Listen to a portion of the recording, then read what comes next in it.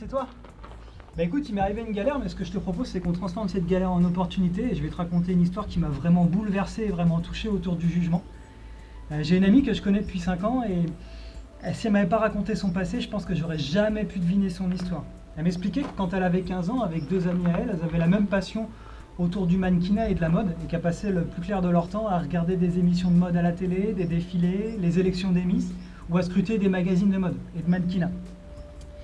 Et seulement, voilà, en fait, ce qu'elle m'expliquait, c'est que cette passion, elle s'est transformée en calvaire pour elle, parce qu'à la suite de ça, elle a développé des complexes qui l'ont entraînée vers une anorexie mentale.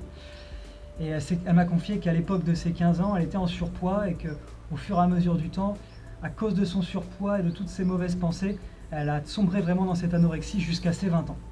Donc là, on a clairement pour moi un auto-jugement de quelqu'un par rapport à la société, une comparaison physique directe qui a impacté son mental, qui réimpacte son physique. On a clairement un cercle vicieux parfait. Parfait. Mais je l'ai quand même interrogé, je lui ai dit, mais attends, tu me dis que de tes 15 ans à tes 20 ans, tu étais dans une anorexie mentale, mais là, aujourd'hui, tu es en parfaite santé, tu es devant moi, qu'est-ce qui a changé en fait? Qu'est-ce qui a fait que ça a changé? Elle m'expliquait que quand elle avait 19 ans, elle a dû se faire hospitaliser à cause de son état de santé, que c'était dégradé de par son anorexie, et qu'il y a un médecin qui lui a dit, écoutez mademoiselle, je pense vraiment que la seule personne qui peut vous aider aujourd'hui, c'est vous-même. Je pense plus que quelqu'un d'autre peut vous aider. Par contre, il y a quelque chose auquel je suis sûr, c'est que si vous voulez souffler votre 20e bougie, il va falloir se réveiller un peu parce que sinon vous allez mourir.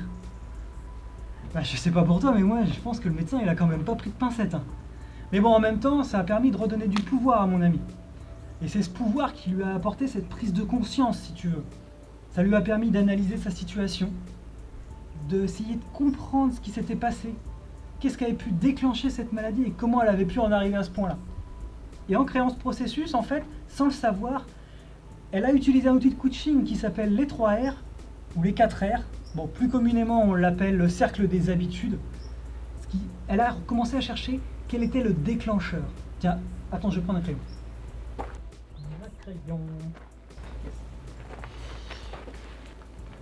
Quel était le déclencheur? Par quoi tout avait commencé? Pourquoi ça se répète en fait? Et avec cette question, on avait le rappel. Le premier R des 3 R. Et pour elle, son rappel, c'était dès qu'elle voyait un mannequin, peu importe que ça soit dans les magazines, à la télé ou en vrai, dès qu'elle voyait un mannequin, elle avait un sentiment de mal-être et des pensées sombres directes. Elle me disait, ouais, je suis qu'un gros boudin à côté, de toute façon, j'arriverai jamais à être comme elle, plutôt crever que de rester comme je suis. Et là, elle avait mis en lumière son rappel. Elle l'avait mis en lumière.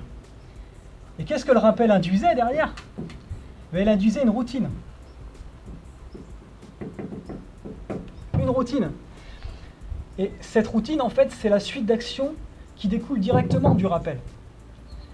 La moins glorieuse de ces histoires, me disait-elle. Elle me disait, tu sais, bon, faut que je bosse quand même. Elle me disait, tu sais,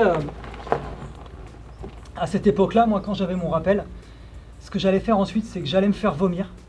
Et je mangeais plus pendant plusieurs jours, voire des toutes petites quantités. Moi, je sais pas pour toi, mais moi, si je mange pas, ça va pas. Hein. C'est juste pas possible. Et à la suite de ça, elle s'est dit, mais qu'est-ce que ça m'apporte en fait d'avoir réalisé cette routine, d'aller me faire vomir, etc. C'est quoi le but? Quelle est ma récompense? On en arrive à la récompense. Le 3e R. Et sa récompense, en fait, c'est qu'après, elle allait se mettre devant le miroir, regarder sa silhouette qui maigrissait forcément de jour en jour, et elle se comparait à ses femmes, à ses idoles, et elle se voyait, elle ressemblait de plus en plus à ses idoles. On avait là sa récompense, on l'avait. Et c'est cette même récompense qui va libérer de la dopamine dans ton cerveau, et cette dopamine fait qu'inconsciemment, tu enregistres ce cercle vicieux. Alors, si je sors un peu du cadre, on peut prendre l'exemple d'un fumeur qui serait en stress. Donc il serait en stress, il va se mettre à griller une clope, peut-être 2. Ça va diminuer son stress.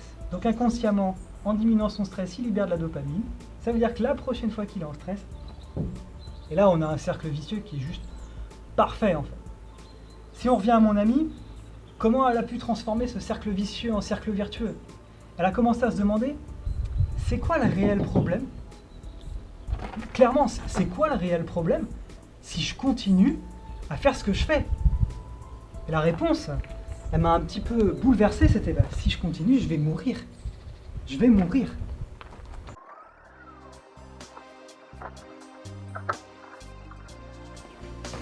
Et c'est là qu'il y a une bascule qui s'est opérée. Cette bascule, parce qu'elle avait envie de vivre, si tu veux. Elle n'avait pas envie de mourir. Elle se disait à l'époque, j'ai quand même toute la vie devant moi. Je suis jeune. Et là, on avait la raison profonde, la fameuse clé du changement qu'on n'avait pas encore vue dans le schéma. La raison profonde qui vient en 4e R s'incorporer ici. Et qui permet de changer ce schéma des habitudes et ce cercle des habitudes. Et sa raison profonde, c'était quoi? C'est que sa vie passe avant tout. Elle me disait, ma vie passe avant mes jugements, passe avant mes complexes et passe largement avant ma maladie. Et grâce à ça, grâce à cette prise de conscience qu'elle a pu apprendre et comprendre au fur et à mesure du temps, elle a pu switcher son mental, changer ses habitudes et transformer son cercle vicieux en cercle vertueux. Bon, aujourd'hui, elle a plus de problème avec ça. Aujourd'hui, elle vit en bonne santé. Quand elle voit un mannequin, puisqu'elle est toujours passionnée, ça lui fait plaisir, mais elle reconnecte à sa nouvelle récompense qui est « je vis en bonne santé », et ça, c'est plus important que tout. Et là, tu vois, la boucle, elle est bouclée. C'est ça qui est intéressant. Ça prouve bien qu'avec l'aide de quelqu'un, la force du mental et quelques outils, en fait, n'importe quelle situation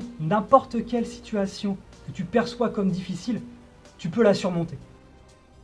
Bon, petit aparté, à l'époque, le coaching, c'était vraiment ses tout débuts en France, on était vraiment au balbutiement. Mais peut-être qu'avec un accompagnement de coach à l'époque de sa maladie, elle aurait obtenu des résultats plus rapides et avec plus d'impact. En tout cas, aujourd'hui, j'en ai la certitude. J'en suis certain. Bon, écoute, je vais finir de bricoler, je vais finir de remonter ma roue et je vais reprendre la route. La prochaine fois, on abordera un tout nouveau sujet qui sera complètement différent du jugement. Et si, suite à ces 3 vidéos, tu as des questions, tu voudrais approfondir, en savoir plus ou être accompagné, n'hésite pas à me contacter ou même à laisser un commentaire et je te promets d'y répondre au plus vite. Je te dis à bientôt et à très vite pour une prochaine vidéo.